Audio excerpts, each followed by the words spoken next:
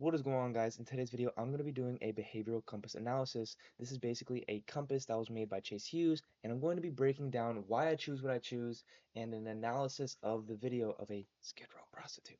So without further ado, let's jump straight into it. Yeah, I noticed my self-confidence is going down a lot. Right off the bat, we have a few things. So number one, this is a deviance. This is a deviance person, which basically means they go through life choosing things that make them stand out from the crowd. So we can tell by the way that she's dressed, the tattoo on her thigh, and the way that she's carrying herself. It's sticking out, right? So that's the first thing I'm picking up. And what she says to start is, I just feel like my self-confidence is going down a lot. So this is a pity need. What she wants from saying things like this is you'd be like, "Oh my God, why? Girl, why is your confidence going down?" That's what she wants. So let's see what And else I we know have. um, it just numbs me like I don't even know who I am no more. Yeah, this is pity straight to the bone. This is right starting off this video. It tells me I don't even know who I am no more. Like, this is just sob story. This is basic pity need, so that's right off the bat easy to spot. This is a follow-up. Oh, okay. Might not be able to get as much from this, but we're gonna keep it to six All minutes right, to stay true Ariel. to Hughes's way of thinking. Hmm. Ariel, welcome back. It's been a couple of years, I think, since you've been Yeah. here. Tell me what's going on in your world. Well, um, a lot's been going on. Um, First of all, I was jumped a few times because they thought that I killed my boyfriend. Two What? Bro, this is gonna be a crazy interview. Let's see what we can extract from this. She looks a little bit closed off. Self right off the bat, the pronoun self. This doesn't mean she's a narcissist or anything like that. This is just the pronouns that she uses to describe her surroundings. times I have two boyfriends that died, and everyone thought that I killed him, but I didn't. So I got jumped by a bunch of girls. Um, I've been living in like a abandoned like property with a bunch of rats and no electricity, no water, and Whoa, you okay, bro? that's what I've been living. That's how me and my best friend's been living for the past like 2 years. Um, uh, every day we get they want us to choose up with a pimp. And also, while I'm doing this, follow along and see what you can figure out as well. This isn't, I'm the best ever to do this. You can find stuff and also drop comments below on what you think. And we don't want to do it, so um, it's just been hard. This is on Skid Row. Yeah, right. And then she says it's been hard. Hard is a negative adjective that she uses to describe things that are negative in her life. So we can keep track of adjectives that she uses to better connect with her in the future during our behavior profiling. So that is going to go Right in there on there. the corner of 7th and Stanford. We're in a tent now, but just every day guys are just coming to the tent, um, demanding money from us. We're constantly having to give our money up to people. As much as we try, we just that's just how it is. And when she's describing these terrible negative events, she's looking off to the left. So we can say that her gestural hemispheric tendency positive is right.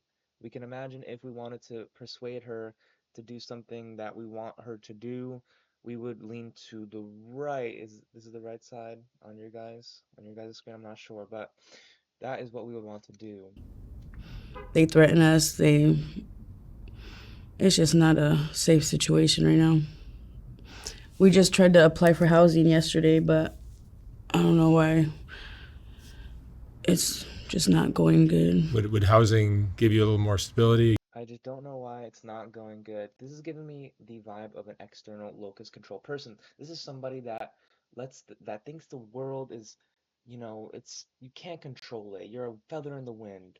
when you get sick, it's because, oh my gosh, these kids, they just wipe their boogers on stuff and world's crumbling, allergies, stuff in the air.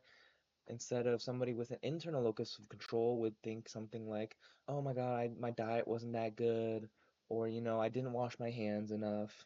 So that is the He give difference you between get you internal and away external. from all these guys? Yeah, because we'll be indoors.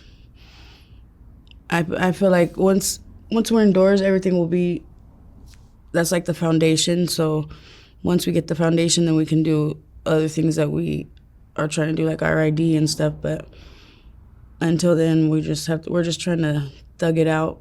Would you still do sex work if you had housing? Oh yeah, Is thug it out positive? I want to say that is thug it out. So this would be a good adjective to use if we wanted to speak to her and connect with her. Be like, oh my God, let's just thug it out. Like, you're going through all these bad things in your life. This would hit on the pity need, right? Get those neuropeptides, and then like you're not like all these other people. I can tell. Let's just thug it out. I feel like that would connect with her very, very well. I do more actually. Or if I got housing, yeah, until I can get a regular job. You couldn't really bring guys into the. Not at first, but I've never had a real job, so I don't even know if that's even possible. I think I'll always be doing this job. Yeah. I've been doing it way more since the last time. I literally do it like all day now. And drugs are still part of your life? Yeah, that's even more. That's more too. They go hand in hand, I think. Mm-hmm. What is your drug now? It's still fentanyl and crystal, but I smoke way more because it's not, the dope is not really good anymore. So I'm like smoking more and more and more to try to find that high that first high. But That's also your body is probably. So I think she is somebody that values experiences in her life. She's talking about moving to housing and becoming safer and also getting highs from her drugs. So all these things are experiences, right? So she wanted connection, she would want to connect with other people, like family or something like that. Information, she would want to get educated or something like that. Recognition, she wants to be recognized for her efforts and things that she's put into the. Hello? Hello? Okay, good. So, what was I saying? Recognition, she wants to get recognized for her things, and experiences, she wants to go and have fun and get experiences. Freedom is be able to do whatever she wants, and then growth is, going up the career ladder. That's just a quick, brief breakdown. Getting used to. yeah, and it's affecting my back a lot. My last boyfriend just died of blood clots. He did fentanyl too, and I'm having like similar problems that he was having. Like my hands are numb all day long. I wake up like in pain, like, and I know it's because of fentanyl. I'm walking like a little bit forward now. Yeah. It's a sign of fentanyl. I don't even know what causes it, but plenty of fentanyl addicts have that hunch. Yeah. I would hate to be this interviewer. Mine's not so bad, but I'm just trying to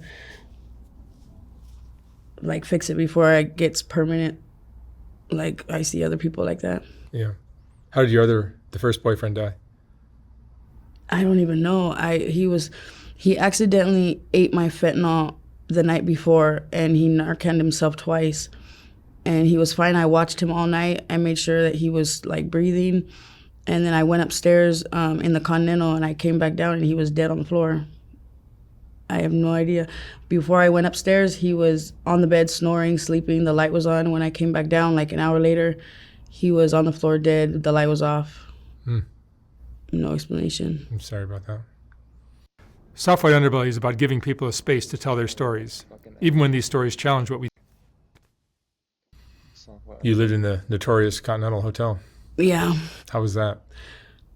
It's being refurbished now. Yeah, it looks nice now, but So I was waiting to see a question like that. So questions like how was it or what was this like? We can kind of peel back the layer of what they use to describe their surroundings. So this is where we're going to be getting the visual, auditory, and kinesthetic.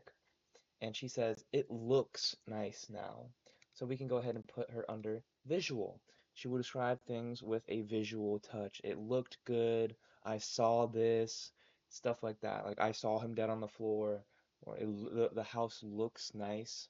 So this is going to go really well if we want to persuade her to do something. We will say things like, "Oh, did you see that thing the other day?" You wouldn't want to say like, "Oh, I heard," or "Oh, it felt like." If you wanted to connect with her, her deep psyche straight in, you would want to say something like that. I was living it when it was not so nice. It was not so nice. That's an Yeah, understatement. but Nice. they kicked me out like twice. I went back in, but the last time they kicked me out because I wasn't paying rent. Nobody was paying rent, but um, yeah, they kicked me out and kept all my stuff. They did it to a few people right there. It's a rough life you're living. Yeah, I agree. it's just gonna get rougher. As I mean, You feel like your childhood. All right, I'm gonna leave it there. That's a little bit over 6 minutes, and I mean, I don't know how fucking long our good friend, our good friend's ad was, but as you can see, we don't have everything filled out. In what you need to understand about behavior compasses is that you're not always going to be able to fill them out. In an ideal world, most of the time you will be able to fill it out, but sometimes you're not going to be able to.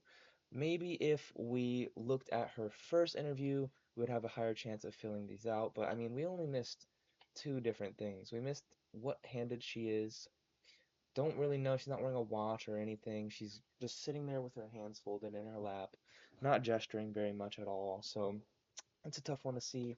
And as far as the main three needs, significance, approval, acceptance, I would want to put her under approval because she pity and approval.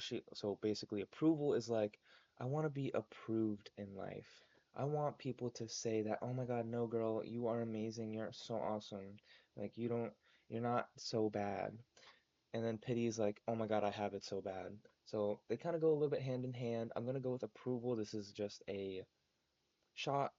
This is just an educated guess. So honestly, we only really missed one in this short, brief amount of time. If you have a different behavior compass than me, if you have any questions, comments, or concerns, please drop them in the comments below because I'm very interested to see what you guys have to say. So without further ado, thank you guys for watching.